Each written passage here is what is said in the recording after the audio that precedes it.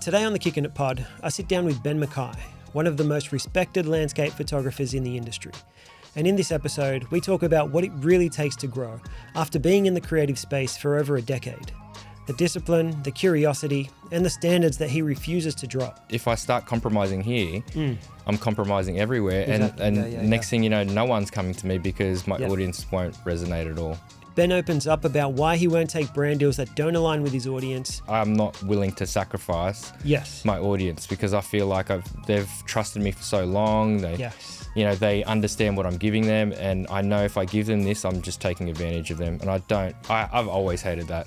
How to avoid burnout. I know where my limits are at, and if I push them, then I'll be like, I'm out and I'm not doing this no more. Yeah, man. And the mindset that separates a working creative from a true professional. There's definitely an element of being a pro, like a professional, right? If you have a heart for it, you should be pursuing this. Don't waste your life. This is an opportunity, especially of all times, it's easier to do this now more than ever. So if you're trying to build a long-term creative career, this episode's packed with lessons that I'm sure you'll find useful. So let's get into it. I wanted to start this pod by saying that I've followed you for a very long time. Have you? Yeah. Okay. It made me realize that you've been doing this for a while. You're probably the longest, the person with the most experience in terms of years that I've had on. I also feel like a lot of people I've had on, it feels like a young person's game. There's a lot of young people that are out there doing things. And it was 5 years ago I started following you. And at that time, it already looked like you'd been doing it for a while. Yeah. Well, I suppose I had been doing it for a while. It was. Now that I think about it. And I remember at that time, I just picked up a camera. It would have been about 6 years ago now. Right. And when you first pick up, I think for anyone, you're trying to learn as quickly as you can. Yeah. A lot of the times you look for inspiration, you turn to YouTube and you try and find people that you can learn from. Yep. And I remember the first people I learned from were like Peter McKinnon's, Chris Howe, his little crew. Yep. In the States, and I was learning heaps, and then I thought I need to find people in Australia that I can learn from. Right. And I'm pretty sure that's how I found your page. Because really? I wanted people to look up to that were closer to home than people overseas. Yeah. I don't know why I thought that was important. No, I feel like maybe they're a little bit closer to your similar environment. Feels a bit more realistic. I don't know. And there's something in me that, especially at that time, I was learning so much. And I was taking so much in, but I was giving nothing back. Right. And I felt not guilt, but I felt grateful, but I also felt like I'm taking all these lessons. I'm learning so much. I'm getting inspired, and I've given nothing to these guys. Nothing other than a few likes. I'm like, what is that to them? And I remember Chris Howe had some hoodies. You know how people just get merch and they sell it? I bought one of his hoodies, and at that same time, I felt like I was getting so much out of your content, like I was getting inspired by your work. I went onto your YouTube page. Right. You did an Instagram live that I listened to. Right. I can't remember the girl's name. She was a surf photographer. Was it Fiona Peters? Oh, Fiona, yeah. Fiona Pete. You guys did a lot. I still remember. And I was like, wow. I'm taking so much from this guy and I've given him nothing.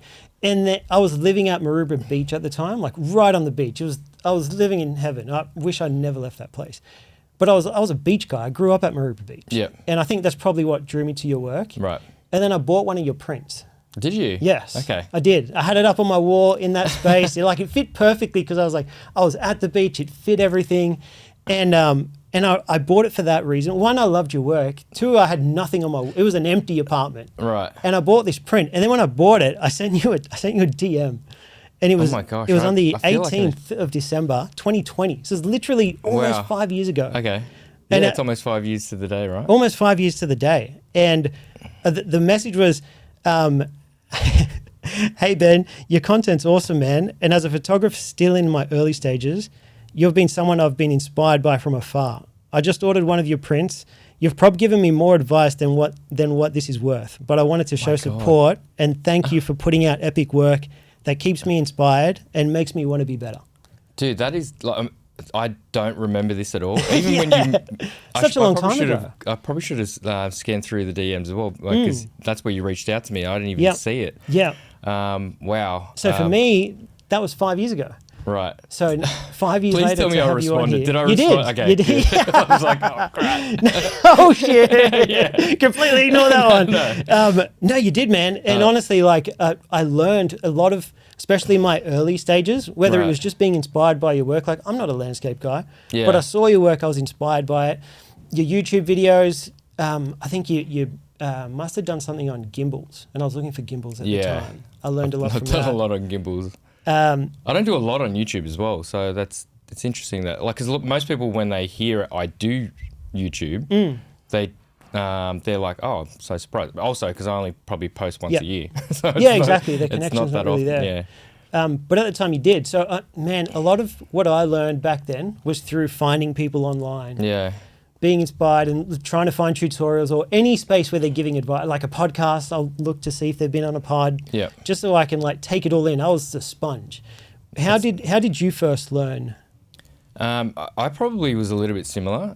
For me, it was just purely passion based. Like I just loved doing it. I always loved cameras and I always loved creating. I remember when I was like younger, I'd love just making like magic videos and just Magic videos. Yeah, like just like editing things. So like this is before like you could just cut things up digitally. Yep. So most of the time it was like I would try and remove my hat, so and then I would freeze the camera, remove the hat, but I'd stay in the same position, and then I'm like, oh, the hat's gone. Right? Yeah, that's great. And then later on, I'd learn like other techniques, and I just loved doing that as a kid. So it just kind of came naturally. And then I remember, I don't know, like I felt like it's similar to you. Like I've gone through these periods where you get inspired by people who do certain things, and you're like, wow. And I just want to learn it. I want to do something like that. But I also had always felt like I wanted to create my own like vibe, my own space, my own style. Yeah. But I want to be inspired by these people because I feel like there's so many people that just do amazing things. I think that's the beauty of like creative work. I think Back you then, can what do you inspire think was people. your best resource for learning? It was hard because I felt like when I started, there wasn't the opportunities to learn like there are now. Yep. I'd say the biggest growth curve has come through things like YouTube and Instagram. But prior to that, I don't even know. I think it was more just me reverse engineering people's work and just understanding like thinking about how they created it. Yep. Like, so if it was a video, how did they create that? How did they do that really cool thing? Or how is this photo, like what makes this photo great? That's what I would always ask myself, like, is it like the light? Is it the subject? Is it the composition? What are the things that I can maybe replicate in my own work? Yep. But yeah, inspiration, like the biggest learning curves definitely come from YouTube. I think if you're new to this game, I think YouTube is a huge resource. Yep. I think Instagram is probably just going to make you get lost because I think it's too quick. I feel like a lot of the detail gets lost in some of them. They're still good, like these little reels or whatever. But I think YouTube is where the real learning can come from. Do you think? I don't know if it's an advantage or not. Like compared to back then to now, there's like way more resources for learning. Yeah, like heaps. Yeah. Like it's almost like not an excuse. Like anything you want to learn, you can just look it up and there'll be a tutorial for it. Yeah. But do you think that could also be a bad thing? Like when there's too many resources, how do you know which one to trust? I had, do you know Matt Horsepool? Yep. He was on 2 weeks ago, and he's an educator. Like he's learned he's a teacher. Yep. He went to school for it. And he made the point, like there's a big difference from being able to do the thing and being able to teach the thing. Right. They're two completely different things. Yeah. And right now, it feels like there's so many places you could learn online because everyone just feels like they can teach the thing, but not many people are qualified to actually teach. It's like my videos went viral, therefore it makes me qualified to teach you, but being able to make yourself go viral or grow a following is very different to getting someone else to do it. Correct, yeah. And I think there's definitely lessons to be learned in that because a lot of people can do but at the same time, not everyone wants to teach either. Yeah. So I feel like, I feel like I've always had a desire to help like the next person, even though I don't really feel like I had someone do that for me. Maybe that's the reason why I've always made time for people. But yeah, no, I agree. I think there's a level of discernment that needs to happen for people to understand. And I think also some people learn from other people where you know, you might have your favorites. Like a lot of people, especially in the space that maybe we operate in, like a lot of people look at Peter McKinnon. Yeah. But only because I don't think it's because he has the ability to teach. I think he has the ability to connect. Yeah. And that's the difference with him. And I think a lot of people felt like, hey, he's a mate that I probably could go have a beer with. Yeah. Like his teaching content is there's not much. Like there's nothing that separates him from other people in terms of what he's teaching. Yeah, but it's just the way he connects is where people find that. And so I think some people will learn from some people and then other people won't. True. Especially when it comes to free things, but there have been times where I've wanted to get a mentor or like there's a lot of people trying to offer courses and that. And I'm like, when there's so many out there, it's like, how do you know which one is actually going to be worth your time and your investment? I think it makes it harder sometimes when there's too much out there. For sure, yeah. And I think also people get in a space of just consuming. Yeah, and never putting things into action. Yep. And then you put it in the back of your mind like maybe I'm not ready to start that, so let's consume something else. And then I think that's social media really. It's made for you to consume and not to produce. Yeah. And so that's one of the reasons why I don't post as much, I think, is because I feel like I don't want to get in that space where I'm consuming and not producing. Because the love comes from producing, not from consuming for me. There are moments, like I have phases where I'm just scrolling, man. Yeah. And you don't realize that how much time's actually gone by. There was I don't want to promote anything on here, but I spoke to a guy yesterday that bought the brick. You know the brick that like it's everywhere? Have you seen brick? It's an ad that I've seen pop up a million times, and you tap it and it blocks everything. Like you cannot go on Instagram. Even you have to tap the brick if you want to open it again. Right. And he was here. He's a guy that trains in the gym, and he goes, "Ken, check this out." And he locked it on his phone, and he goes, "My brick is at home. I can't open Instagram until I go home and tap it." Right. Okay. And I thought that would be very helpful for someone like me who struggles with find yourself in that space and you don't even know how you got there. Yeah. And then you're like, man, I had all this work to do and I've wasted 40 minutes just scrolling and I haven't been productive. Yeah. And then like that makes you feel like shit. Yeah, no, it definitely does. You know, I'm sure there's other ways to do it, but that came up. Yeah, and the more you do that, the more that creates the habit in yourself. And exactly. Next thing you know, you're not doing anything that you really feel like you should be doing. Yes, I'm trying to create more productive habits. Yeah. Rather than habits that don't help with being productive at all. You know, like first thing in the morning. Yeah. I feel like I'm checking emails and messages, and then before I know it, I've scrolled for 20 minutes and my day started half an hour later than it would have. Reactive instead of proactive. And then I'm turning up late. I'm in a rush because I wasted 20 minutes doing. For sure.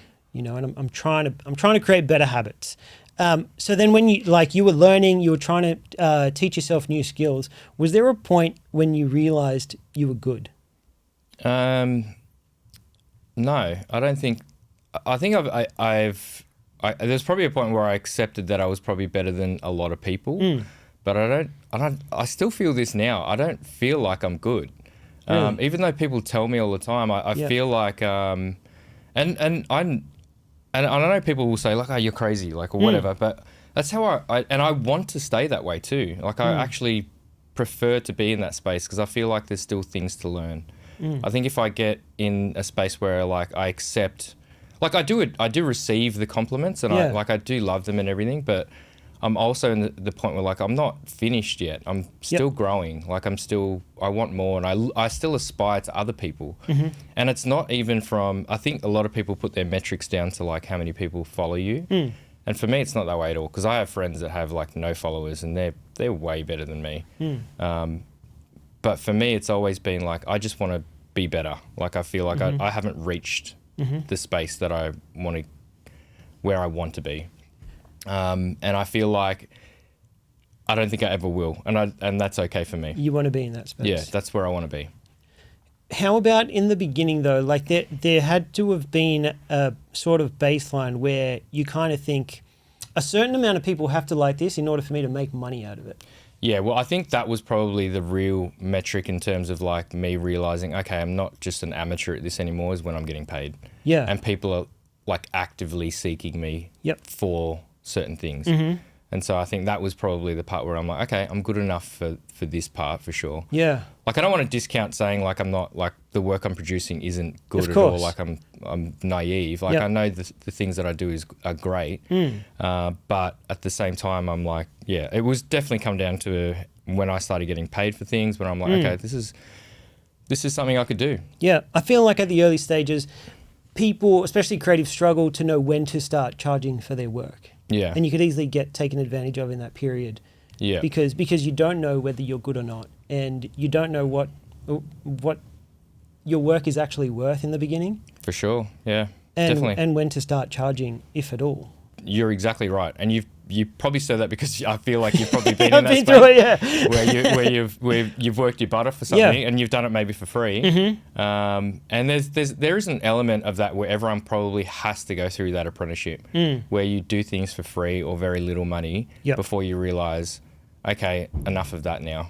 Yeah. Like I've burnt through that apprenticeship now. I'm beyond that. But I feel like everyone has to kind of go through that. And you can get the advice from people, but it's always going to be situational. And you got to figure it out. And I think for anyone who's starting, you kind of got to do that to build a portfolio, to prove that you can do the work. And no one's going to pay you without seeing what you can do. What about when it came to like making money? How did you go about figuring out how to do it? Because there's so many ways to actually make money doing this. And I think at the start, one of the things that drew me away from landscape photography was like I would not know how to make money doing that. Yeah. But you've done it really well. I wouldn't say I've done it really well. I think I could definitely be doing it better. I think for me in the beginning it never really was about money, and it still isn't in many ways. But like I was in corporate. I was like suit and tie to work every day, and then I started doing this on the side. So for me, it was like I'm just doing this as a passion. I think anyone who's doing some of the things that I do on what I produce on social media, at least anyway, they see that and they're like, they can't see any money being made in that. So it's just purely passion. And so for me, that's where I wanted to keep it. I wanted to actually separate the worlds of getting paid for doing those things. So I felt like if I start getting paid, I might not love it anymore. Yeah, correct. Because I feel like everything I've done in the past where I've been paid, like I get to a point where I get burnt out from it. I'm like, but I kind of got to do it because I'm getting paid. I'm like, this is something that I really love. I don't know if I want to be in that space. I don't know if I want to turn it into work. Yeah, turn my baby that I find an outlet for me into this thing where I'm like, now it's giving me headaches. Because I'm not being able to pay my bills. And so I was really cautious about moving into the space of getting paid for things. And when I was getting paid, it was more like, okay, this is a nice little bonus, but I don't have to rely on it. But over time, it ended up just, the opportunities were just too great. I had to kind of make a choice where I was like, and the things that I was doing for money weren't satisfying me there either. So I thought, well, maybe I should just try and see if I can make something of it and actually enjoy it and get paid. Was it scary? No, because I think it was a slow transition. I think the thought of it in the beginning was scary only because I felt like, and I remember saying to my wife at the time, like, if I choose to go this way, like, am I going to be that angry guy that, like, I know all these like wedding photographers that they kind of pigeon themselves into wedding photography, and then they tell me about like, oh, I've got a wedding Friday, Saturday, Sunday, and then but their tone is like, kill me now. It's like, I don't want to be that guy. So that was for me. That was probably the scary part. But over time, I kind of just mitigated it by doing a real slow, soft transition. Did you feel pressure? Especially, it's great to have. I haven't had many people like you. I think Matt was probably the first one who's like a bit older, has a kid, family. Does pressure come with that?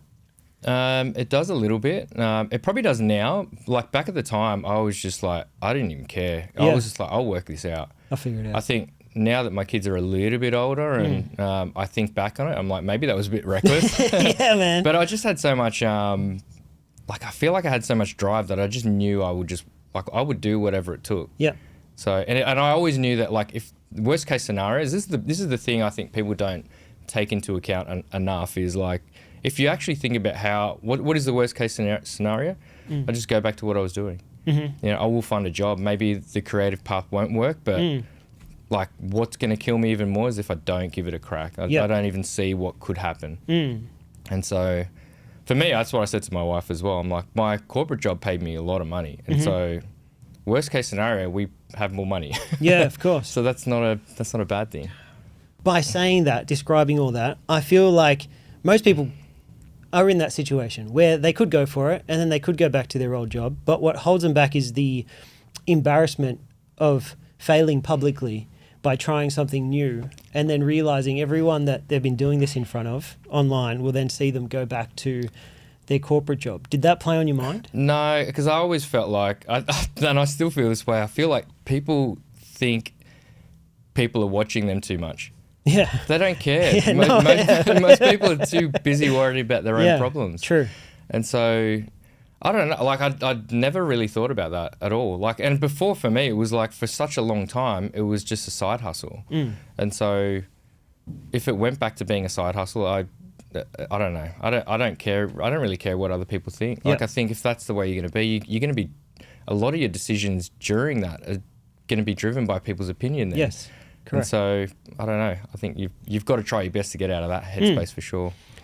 I think a lot of people do feel that way. Like that's whether they admit it or not. Like when it comes to the core of like why a lot of people don't go for it, it is that those fears. Yeah, and maybe that fear is like what other people will think for sure. But I think you really like if you can be fearful of something, I think you've got to be fearful of the looking back over time and realizing you didn't give it a crack. I think that's more scarier than anything else. Very good. So right. And then when it came to figuring out how to make money, you've done quite a few things. Like you sell your prints, you got Ocean Fills, and then on there you sell presets. Yep. You're also doing work for other people. Like say someone will hit you up and be like, man, we love your work, we'd love for you to do it for us. Yep. But then there'd be also, I guess, what you'd call brand deals, where I guess I'd separate it by like some people want you because of your work is great. And I'm sure there are other people that want you because of your audience. Yes. How do you separate those two, and how do you know how much your audience is worth? A lot of times, and especially recently for me, people are just leveraging my audience. I can imagine. They're paying for distribution, really. And so, which is, for me, kind of frustrating because sometimes it kills my creativity because I have to fit their brief. Yes. And they want me to send their message, and sometimes their message isn't what's best for my audience. Correct. And that's why, for the most part, I'm pretty selective with who I work with. Like, it needs to resonate. But even still, sometimes it's kind of frustrating. Yes. And then other times, like, I think you're just I've done it long enough that I'm kind of aware of, like, how much my audience is worth and how much my engagement is worth. Yeah. From a social media perspective, and then I'm also aware of when people really are looking for my flavor of things. And so I love it when they look for my flavor first because they trust. yeah, of course. When they come to me for my audience, sometimes it's a more difficult conversation with them because I feel like I know my audience really well, they know me, and we both work together on certain things, like we know what works. Yep. When they're just looking to leverage the audience, it can be harder. And sometimes I'm happy to walk away from it. Cool. How do you figure that out? Is it usually pretty clear, or do you have to kind of suss it out? No, I think you almost always have to suss it out. It's pretty clear usually from the first email that you get from brands, whether or not they're on board with certain ways of doing things. But it's almost like a feeling out process. Like sometimes like you just got to get through it, and it's without they're trying to look after you, you're trying to look after them. There's a bit of a unwritten thing that's happening there. And you work through it together.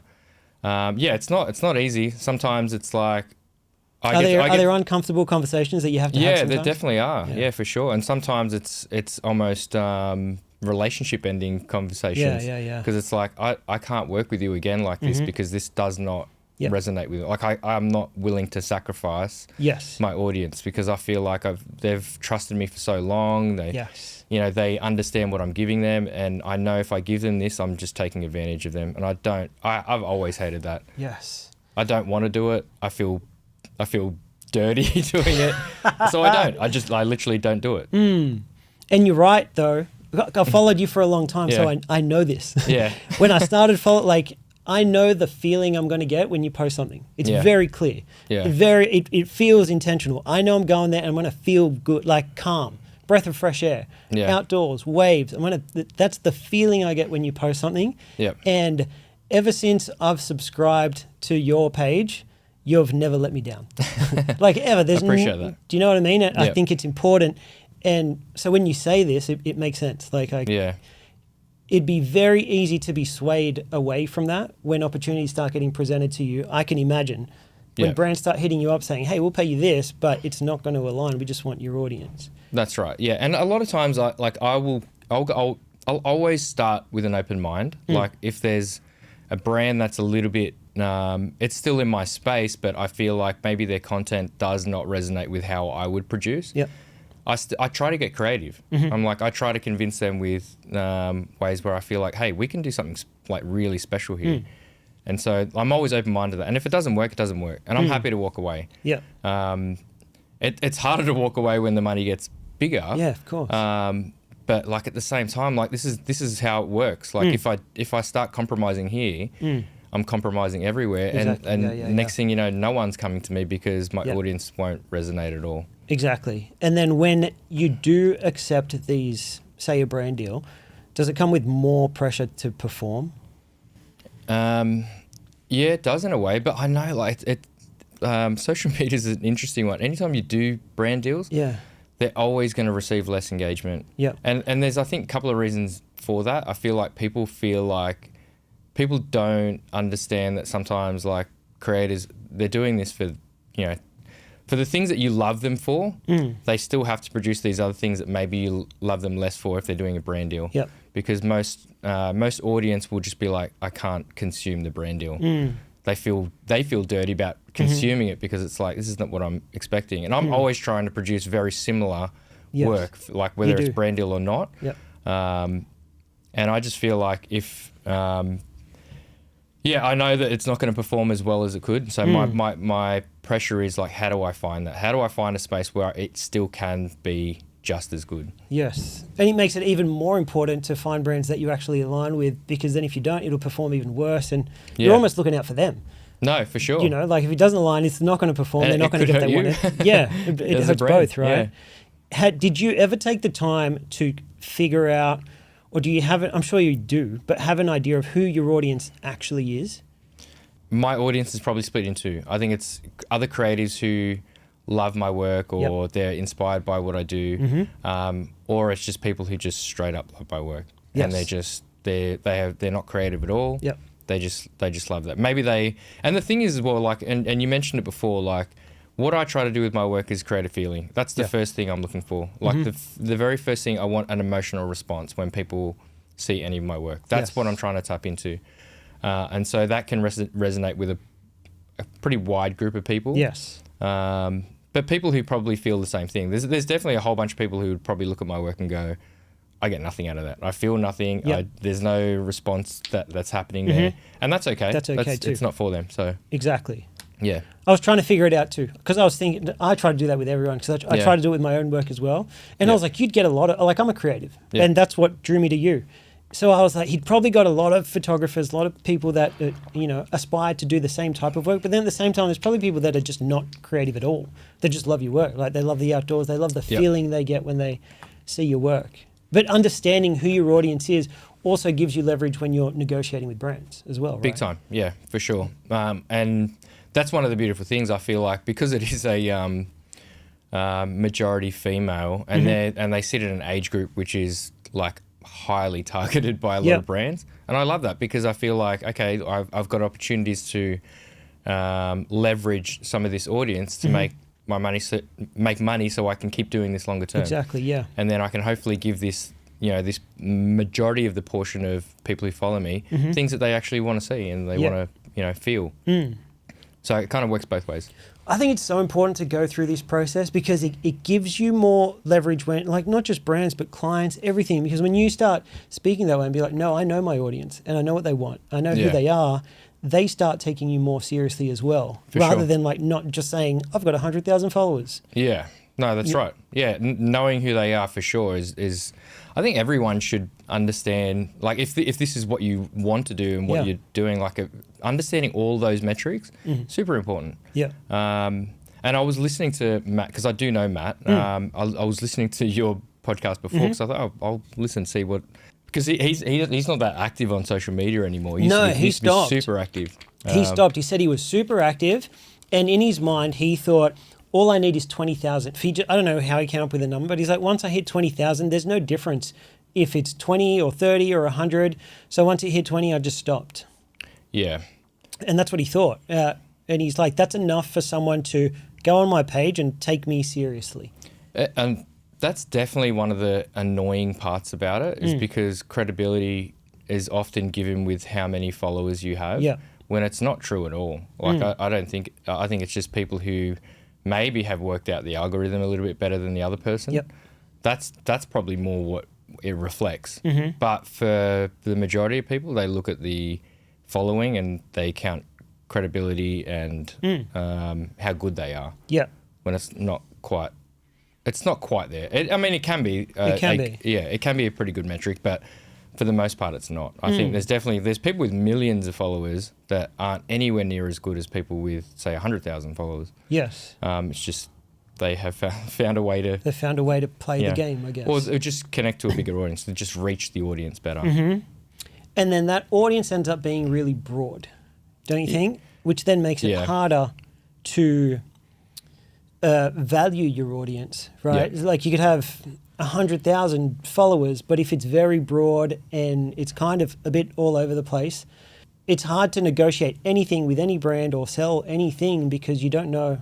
They're all interested in way too many things. No, for sure. And generally, if you have like over 1 million, you've probably got a big chunk of your audience in maybe countries that brands do not want to market to. Yes, exactly. And so that hurts. So like if you've got like a very strong Australian or US audience, you're super valuable to brands for sure. Yes. So then what advice would you give to people who have many interests? Heaps of, like, they like a lot of different things and they're a creative. They want to be a creative. Do you think it's wise to share everything? Because sometimes when you share all of that, it's hard to be identified as one thing. Yeah, and that's an interesting way of putting it, because like the work that I produce isn't always what reaches social media for me. Mm-hmm. So social media is very niche for what I'm producing. Yeah, it's been my passion. So what you see there is the things that I like to produce, but it's not what I produce. Like I do a lot of commercial work, but that doesn't end up on the feed. It doesn't end up on the feed. It ends up getting, like, what's on my feed ends up getting me commercial work elsewhere, but it's not what's in there. So I feel like, because that's curated for me. I think everyone hasn't, like, it'll be situational for everyone, but I think in general, I think people should be looking to curate what they're doing. Yep. I think if you're looking to get into things like tourism or travel and tourism, then your feed probably should reflect that. Yep. If you've just got photos of coffee and food, you're probably not going to... Well, it's hard to be identified as the person that you want to be, right? That's right, yeah. You have... Because, like, you go on your page and it's very, very, very rare to find any post of you indoors. Yeah. There's also... You're someone who I know loves tech and gear. Yep. But you're not going to... You find other avenues to share that. I've seen you do it on your YouTube page, on your podcast... But not so much on this feed. Is that intentional? Yeah, that's pretty intentional. Yeah. And I always get hit up for brand deals for tech. Mm-hmm. And often, because I haven't been creative enough to find out how it works, it won't go on there. Mm-hmm. I think, just off the top of my head, I think I've done one with Sonos on my feed, and I've done a couple with Dell and Logitech. But most of the time, because it makes sense. Yeah. And I've been able to work out how to make it work. And if I can't work out how to make it work, it's just not going to make it on the page.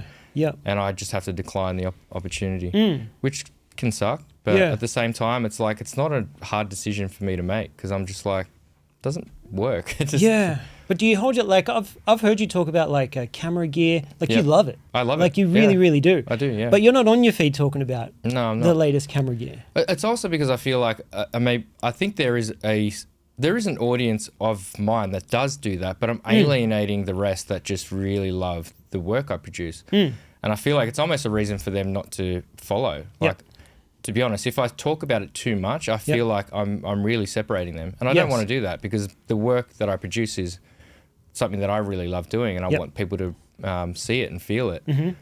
So I don't want to do that. Like YouTube has been a good avenue for me to do that.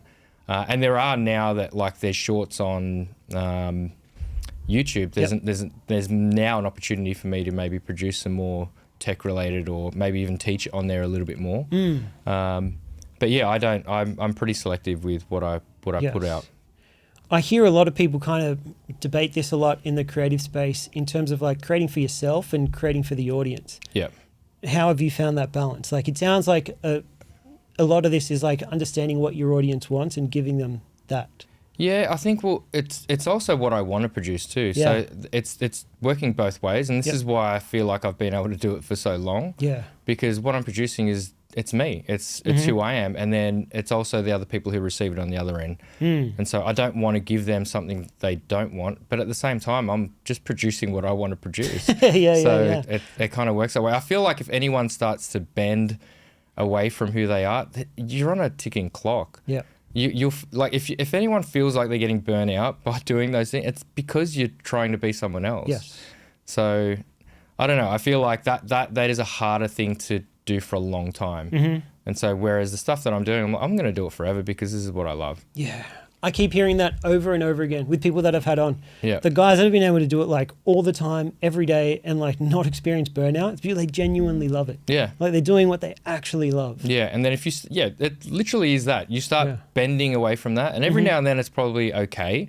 But if you start doing that too often, you're just going to you'll feel that. You'll feel the burnout. Yeah. And that's not the only reason why people burn out, by the way. Like, because you can still burn out by doing things you love for sure, just by doing too much of it and not having rest. But I think for a lot of people, like especially creatives, like it's when you're trying to do things that maybe you feel like you should be doing. But it's in your heart it's not really you.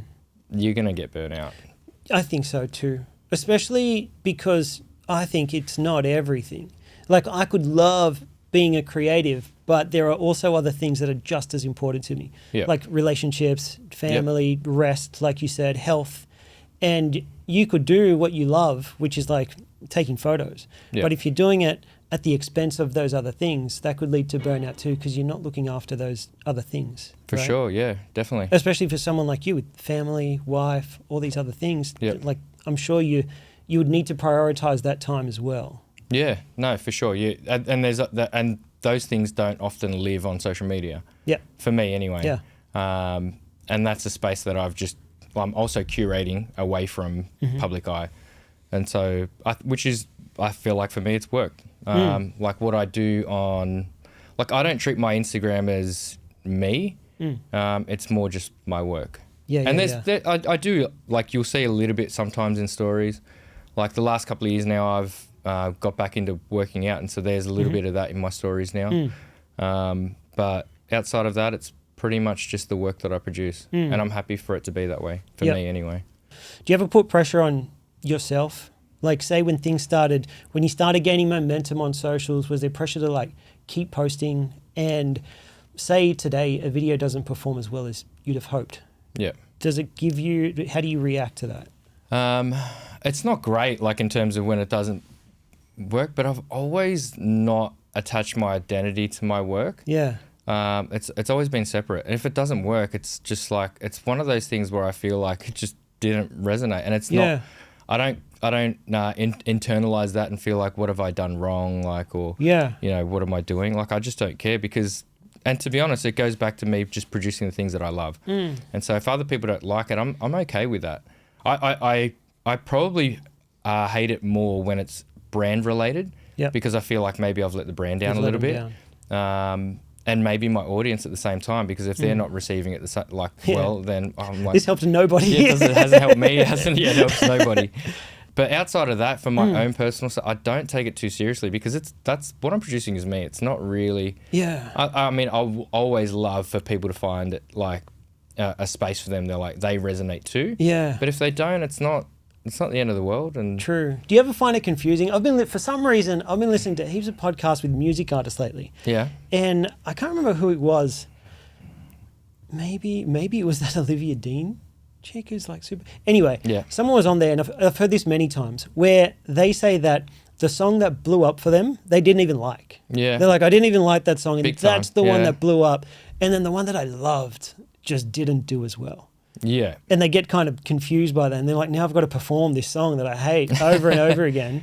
Do you ever feel like that? Like All the you time. put your heart and soul into this one piece of work, and like no one really resonates, and then something that maybe you didn't put as much effort into just go like everyone just loves For it. sure. There's a reel on my page that I took when I was staying at a house up in Anna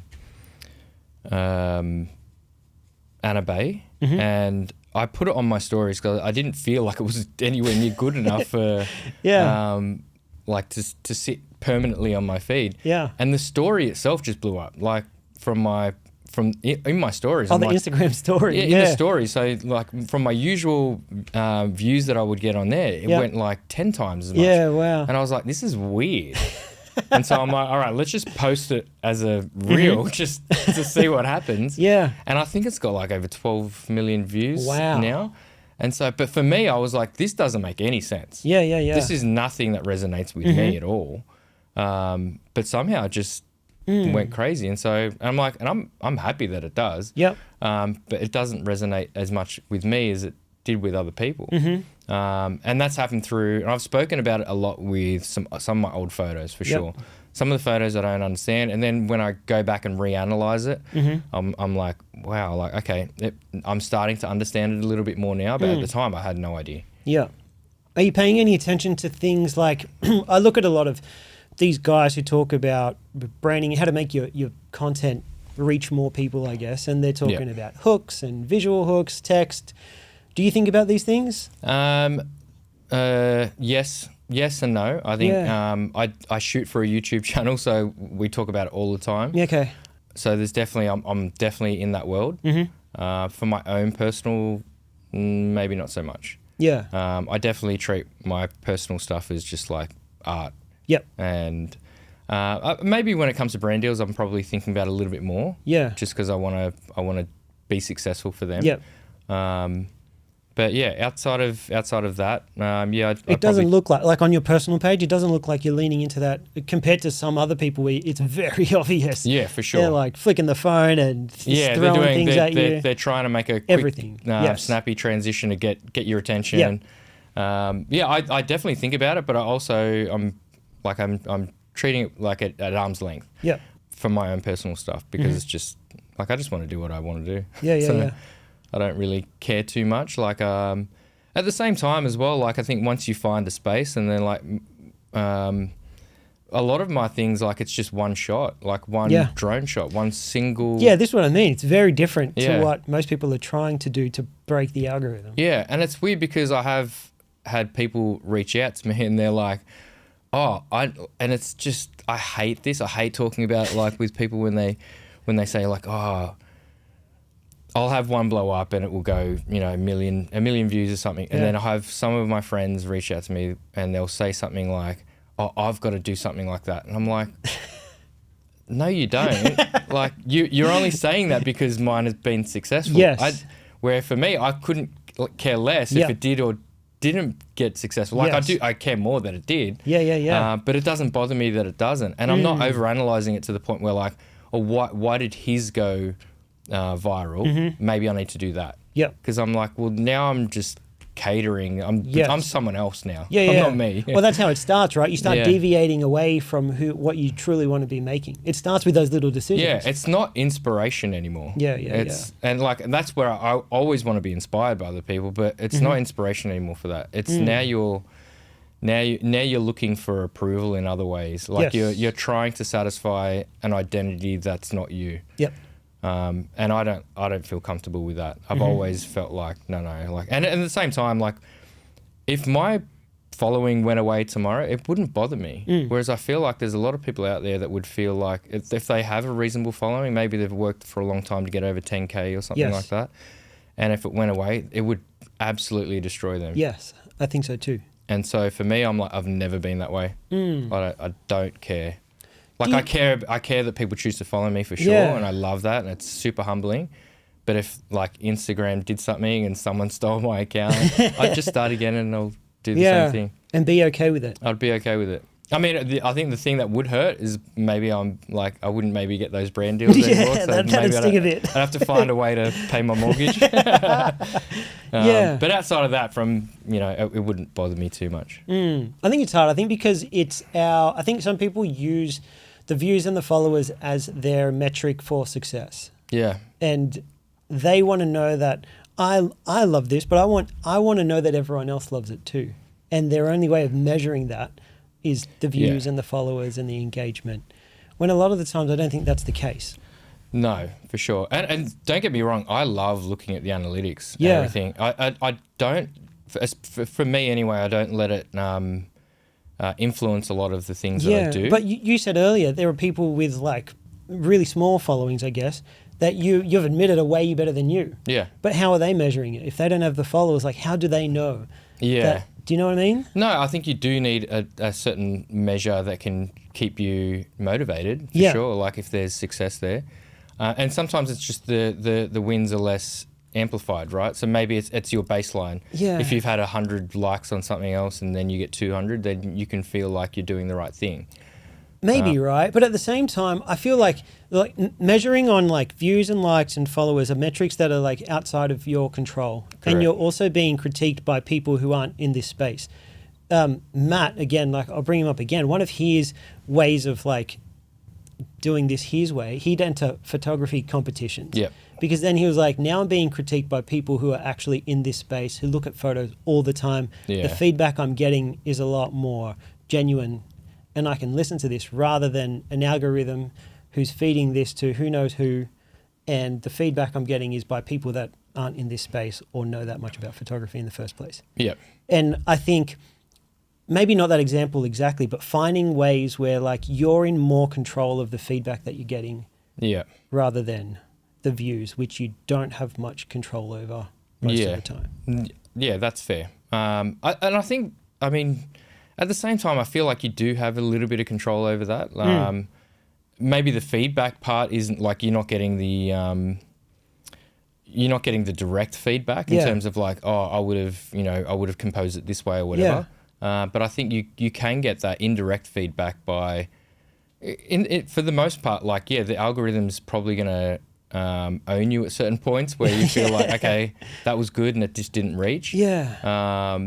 But for the most part, it does a pretty good job in terms of like if your work is going to resonate with people, it will find a space. And if you produce enough of it, then it will find, like over time, it'll find its space. Yep, very good. And now when it comes to producing, especially like your type of work, landscape, outdoor work, I've spoken to a few. I'm not a landscape guy, so I don't really know.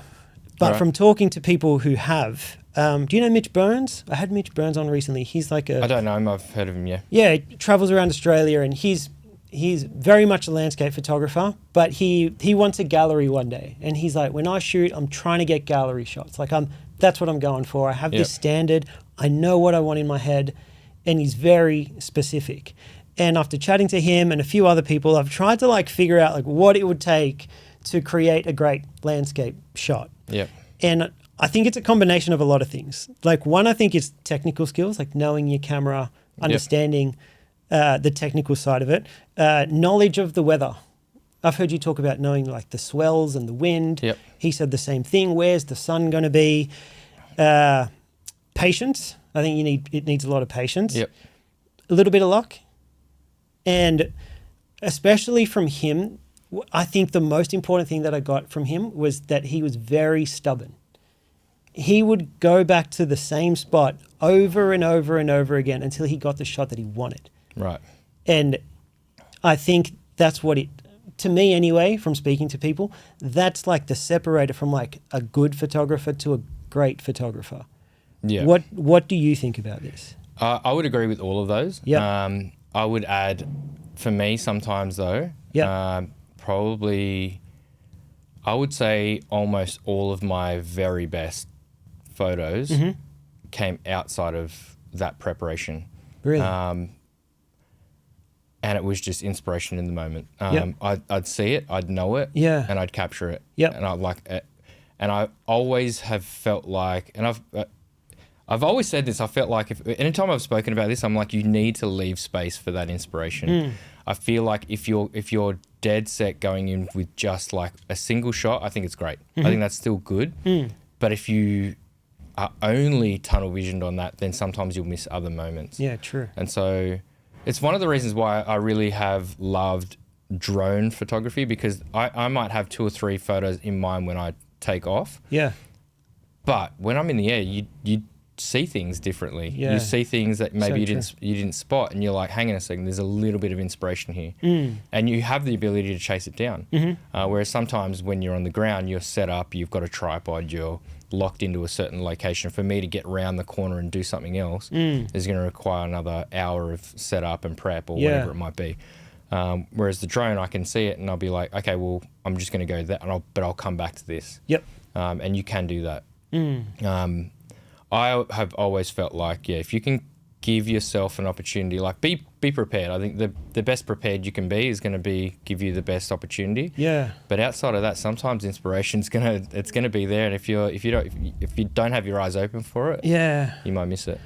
It's hard, right? Because for me, when I started out, if I was going to try any sort of like landscape photography, especially when I started out, if it was something where I kind of thought, all right, I'm gonna give landscape photography a crack, I'll probably ring my mate and I'd pick a day. I'd be like, hey mate, what are you doing on Saturday? Let's meet up in the morning. I'll go there, and whatever I get, that's my shot. And that's what I'm posting. And the more I talk to people, the more I realize like there's so much more to it. When you see something great, when you're scrolling and you're like, when you were saying, when you look at a picture and you're like, why is that so good? They probably didn't do what I just explained. There's a lot more to it. They're picking the day, they're picking the time. And I think once you do that and you prepare for it, and the more you do that, the easier it is, I think, to find the inspiration outside of that, because you know your equipment so well. You have shot 1,000 of these types of photos before, and then when you see something, the preparation was done well before then. So the inspiration strikes then and there, but all of the reps that you put in well before that makes it easier to capture that. And sometimes it's just second nature. You're not even thinking about it anymore. Do you think it's because you've done it for such a long time? Like, what do you think is the difference? If I go out, I know if I woke up tomorrow morning for a sunrise and I tried to take a shot, it's not going to look like yours. It's just not. So and I think a lot of people they'd see people online, they're like, I'm going to go and do that. And they go out and they shoot, and then they realize that it's nowhere near close to the work that they thought they were going to get based on like the people they look up to. What am I missing? It's reps. That's the difference. It's 100% the amount of times you're doing it. And so sometimes when people say like, oh, I get this probably a couple of times a week where someone will be like, hey, I've just started this. What's your best advice? And the one that almost none of them feel like this is great. Like they're looking for the secret key. And my secret key is like, shoot more. I'm sorry, but there's no substitute for it. Like there are things I can tell you, like like shoot at golden hour. Like if you want the softest, most beautiful, pretty, emotional light, that's where you're gonna find it in those hours outside. That's an easy key win. But outside of that, nothing will beat how many times you click that button. And then the other one, which I say to other people as well, is like shoot other genres, shoot other things. It will round your skills out so much better. I think you'll be able to produce things that are different to other people. If you're say you're a portrait photographer and all you shoot is portraits, and then you learn how to shoot street photography, you'll produce some of the most unique portrait photos ever because you've had that experience elsewhere. I shoot street all the time. Every time I travel, I'm shooting street. None of it goes on my feed, but I love it. And I feel like I see things differently, and then when I shoot the things that I'm always shooting, those things are influenced by them. And that's why I feel like sometimes my work looks a little bit different to other people. Because it's been influenced by other things as well. That's a very good point. How much do you think gear matters, especially with landscape photography? I think it does and it doesn't matter. And I suppose the best way to explain this is like when people go straight in for the best gear, because sometimes people ask me, what am I using? And I'm using for the most part, the best available gear all the time. But it's only because the limitations of what I've been doing have been, like, I've reached a limit where I'm like, the only way I can get this unique thing is to by getting that thing that has those features that can give me that. So I feel like if you're just starting out, it's not going to limit you. Like, you shouldn't be getting the most expensive gear because you're not pushing it to its limits. Whereas when you're starting out, you want something that can, your limits are only this big. You know, you want a camera that can fit that. Why would you get a camera here when you're only using 5% of its ability? But I feel like over time, like, you need like a bigger lens, you need a wider lens, you need a better camera that can shoot a certain frame rate or and I feel like you should only upgrade when you've reached that limit and you're like, I can no longer do what I want to do on the current gear that I have. Do you think if you go straight for the camera, you're almost skipping steps? Like, when you're shooting with, say, a limited camera, it forces you to learn composition and all these other things, shooting at the right time of the day. Whereas, like, you go straight for the thing, like, you've ignored all those first few steps.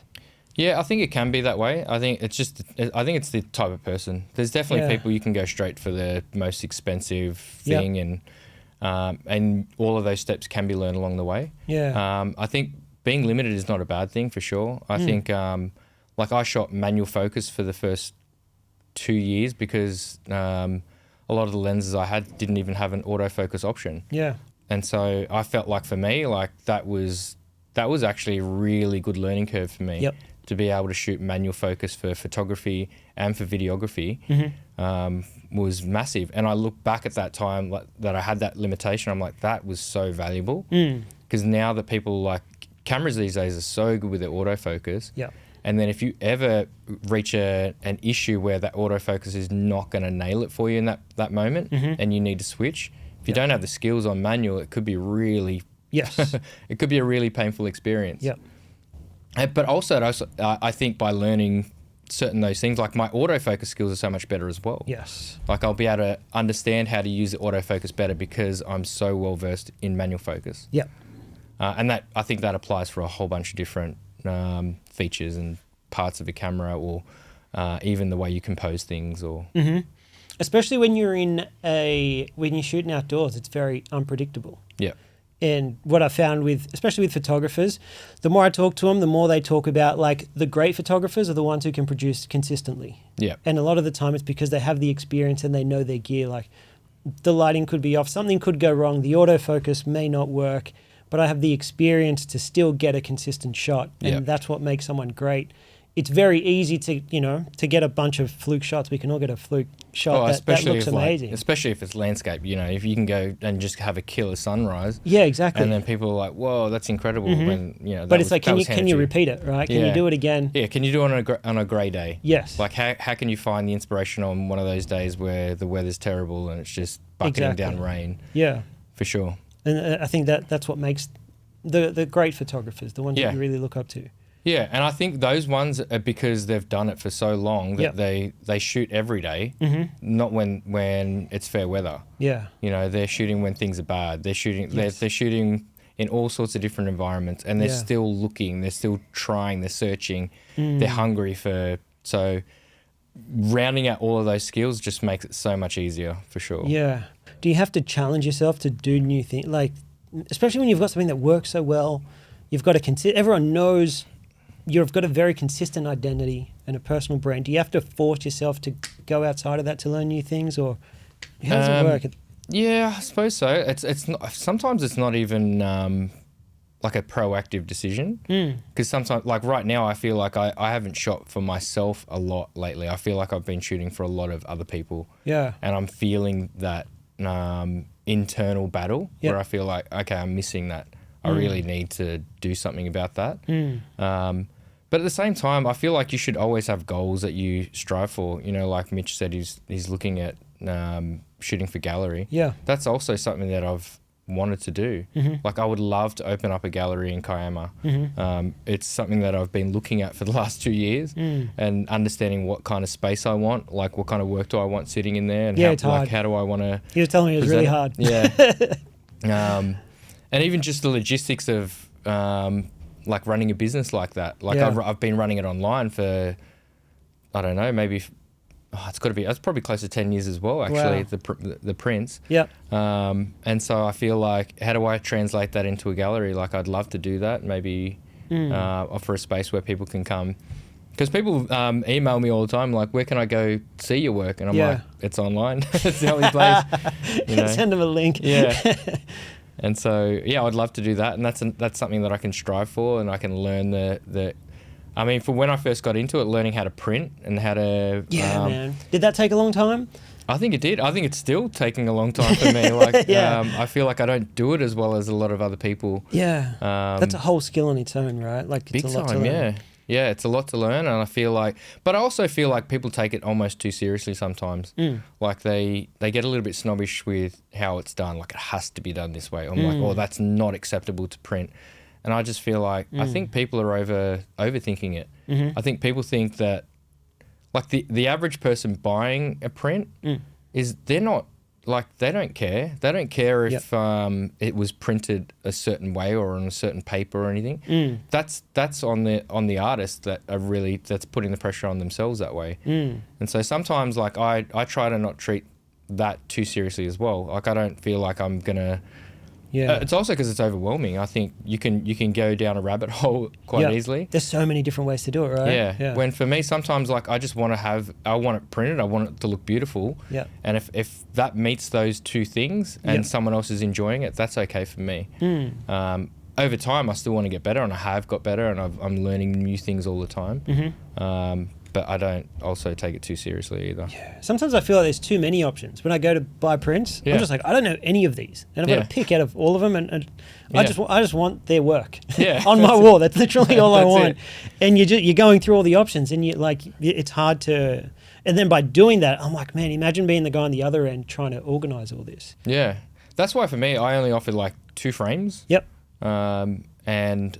like only a single glass. Actually, you don't even have the option. It's just that's what I chose. What I choose for you from a glass point of view. Yep, you get that. You don't choose the paper. I choose the paper, and it's just simple. Because really, if you really think about it, the people, it's just they just want the image. Yeah, like they don't want the certain paper type. Like maybe some people do, but for the most part, they just want your work. Yeah, they just want your work. We spoke about it already. You're like, there are people that probably don't have the following or the recognition that they deserve, but they're really good. Yep. Who are some people that come to mind?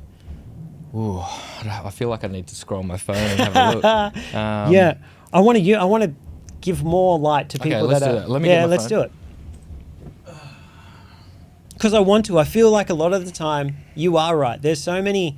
Like those big accounts get shown to everyone, and everyone knows them. And I'm like, there are so many creatives, even just in Sydney alone. Yeah. And I'm like, they're probably not getting the recognition they deserve. And someone out there just appreciates their work so much. And I'm like, why are they not getting more love? Yeah, no, for sure. It's funny because like one of my good friends who's actually here in Sydney as well, and he's just blown up in the last couple of years. But before that, I remember during COVID is when I first met him, online anyway. And he's just exploded. His work is incredible, and that's Jeffrey Kiefer. Jeffrey Kiefer. Yep. But his work has got, I think on TikTok, he's got like, I don't know, 1 million followers or something now. Yeah, you see that a lot now too, But back in the day, he didn't. And so I'm glad he's found a space. But... sometimes it is that you're like, about time, bro. Like, yeah, that's right. They're like, they just crack it, and it's just, there it is. This is so hard to pick too now. Oh, heaps, right? I follow so many. Your wife's a creator too, though, isn't she? She is. Is she really in the game?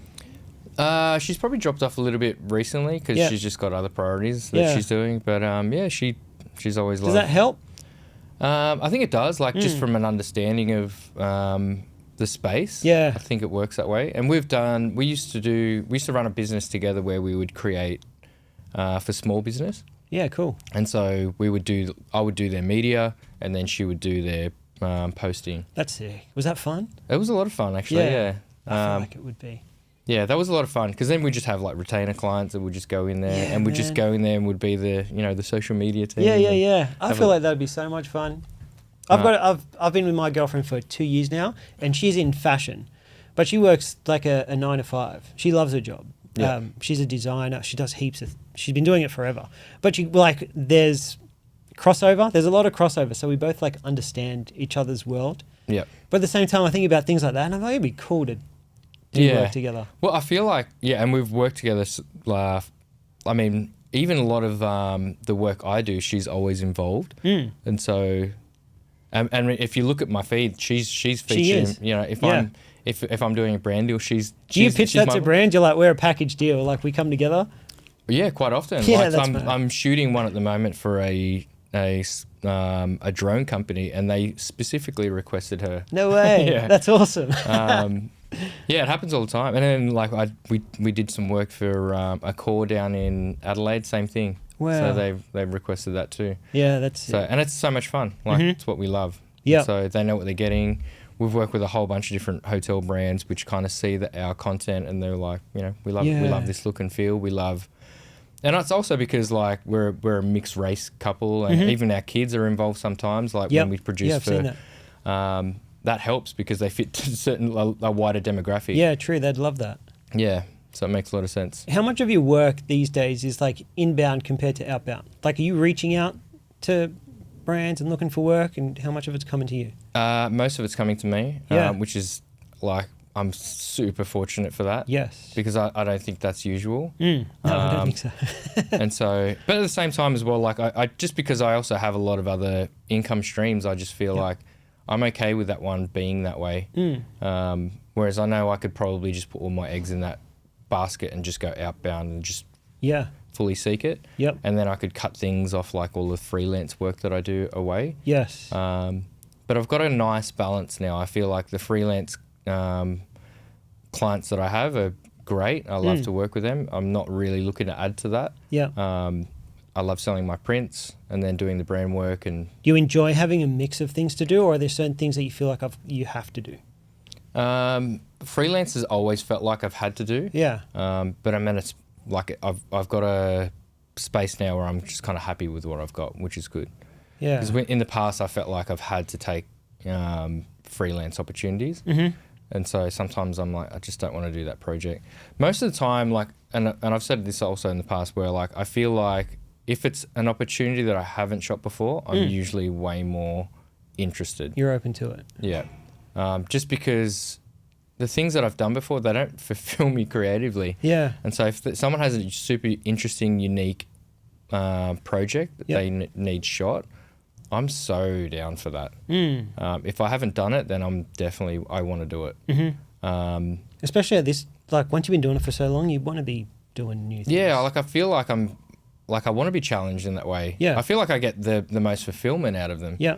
Whereas if it's something like, I don't shoot many weddings, and I try to keep it like that because I just don't, like, one, I don't feel like I want to do it that often, but I also don't want to hate doing it either. Yeah, so that when he does come around, you're excited. Yeah, like about I'm it. excited. And most of the time it's friends or, you know, That's cool. So I love doing it. And but I would hate to shoot a friend's wedding if all I did was weddings, and I'm like, I hate doing this. Yeah, man. Well, like when we started this chat, you said that you were afraid to like turn this, to go away from your corporate job because you didn't want this to feel like work. Yeah. Does it ever feel like work?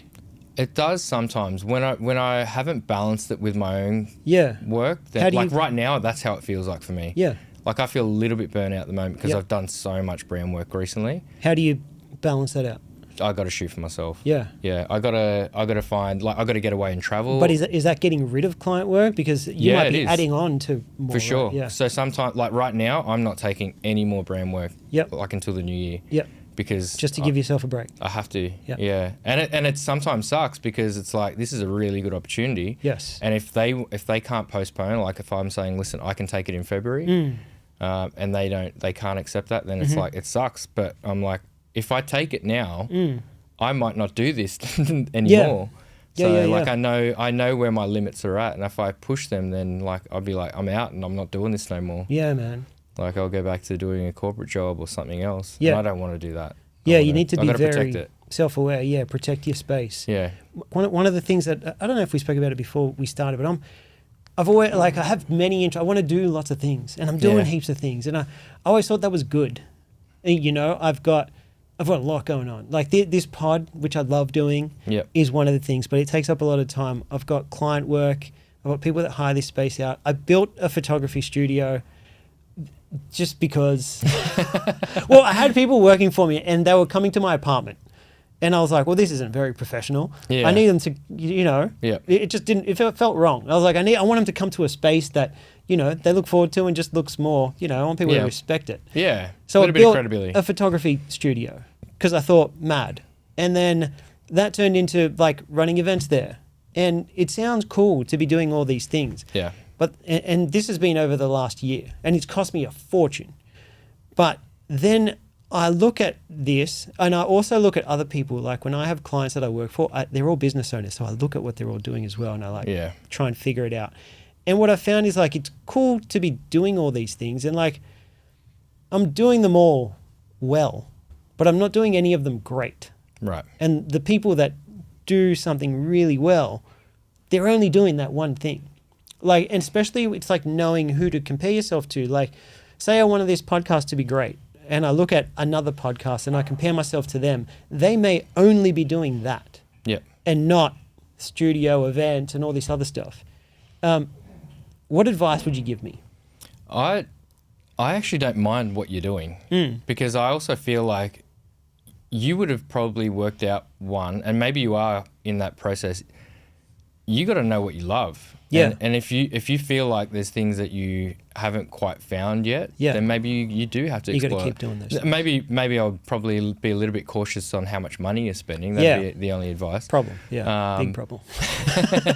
But I think it's important for you to experiment and test the waters and find what, like, you're doing all of them because you probably love them to a certain extent. Yes. But then once you find one that like you both have, it gives you feedback, maybe it pays your bills, and it makes you super happy, you'll find it. But you'll only do that by testing the waters, I feel. Yeah. And I think it's like the level of enjoyment that you get from certain things. Yeah. Because you could do something well, but if you don't love it, it's not not worth pursuing. It's not sustainable. Yes. Yeah. Not sustainable. That's good. Yeah. And I think if you're going to invest in it, like in terms of how much money you put in something, I feel like you need to be able to do it long term. If you haven't got that vision in the beginning to go there, then why spend like you are? Yeah, true. or like, and if it's not just spend, it's like why spend your time too? Yeah. Like if you're not willing to do it long term, then you know, why are you doing it? No, you're right.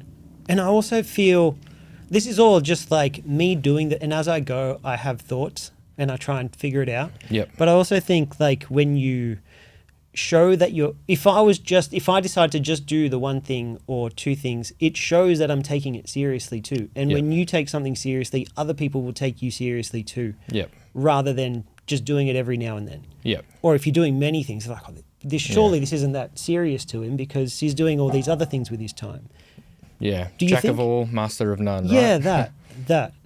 And I have noticed that with this, like you take, even with the work, like you show that you take it seriously, like what you were talking about before with just knowing your analytics and knowing your audience. It's like, oh man, this guy's taking it seriously. And I will then approach this to you way more seriously than I would have if you were doing a million other things. I think for sure, like there's definitely an element of being like, you know, a pro, like a professional. That, yes. Right?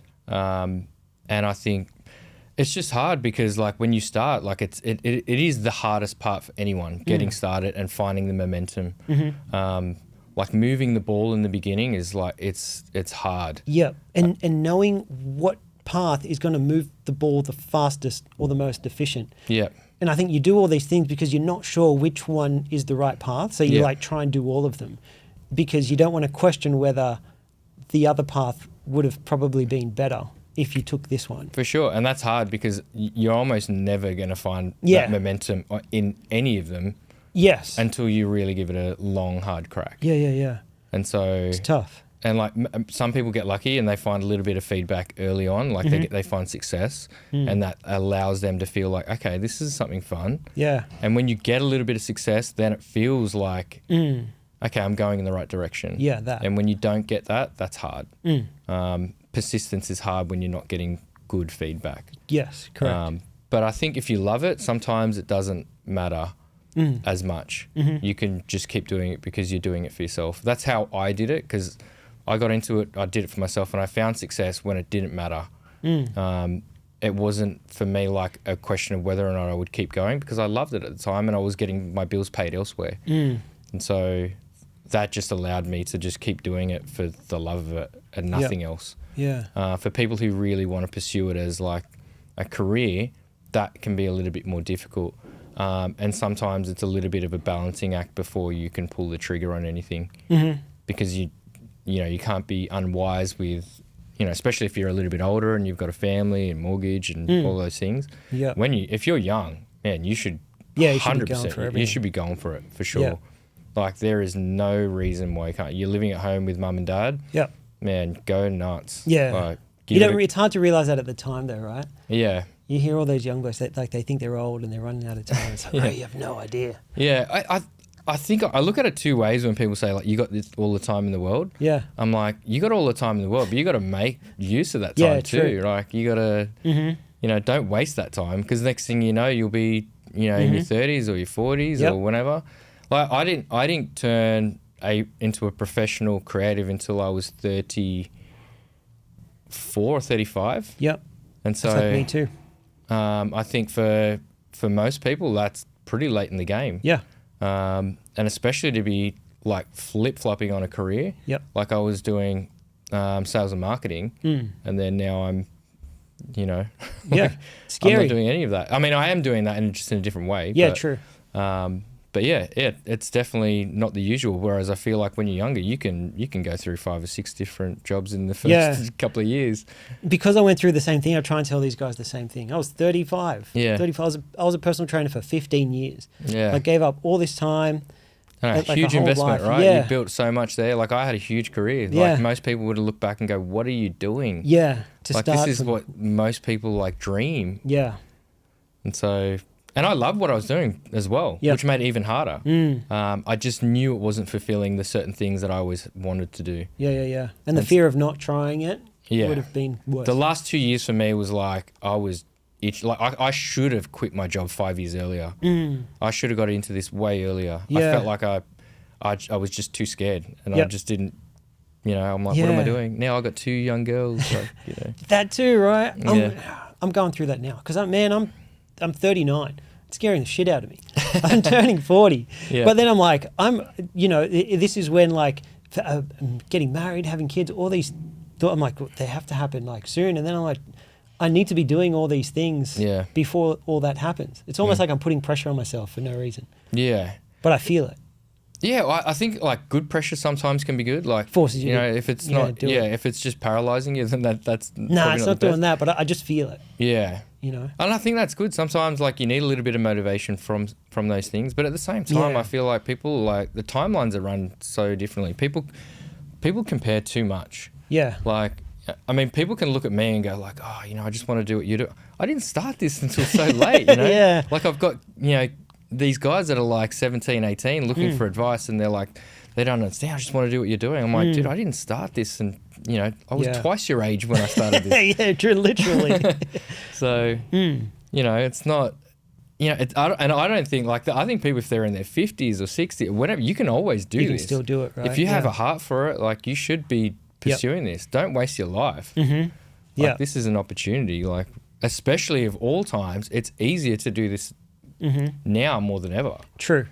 And it's not that much time when you think about it. Like, you hear people that have gone from like starting to when they started making an income, and it's like 6 months to a year. Like, that's not a lot of time. No.